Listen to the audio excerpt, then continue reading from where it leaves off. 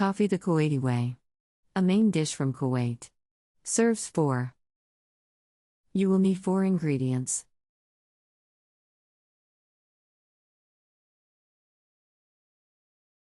Step 1.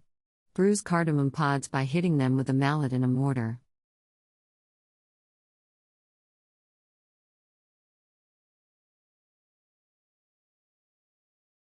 Step 2.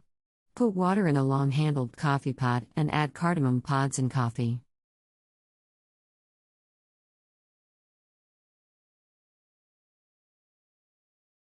Step 3. Bring to a boil, then reduce heat.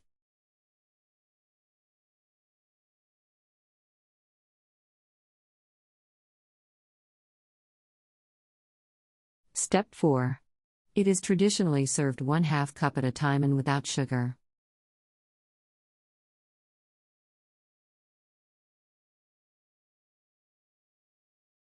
Country Reports, Culture, Countries, Travel.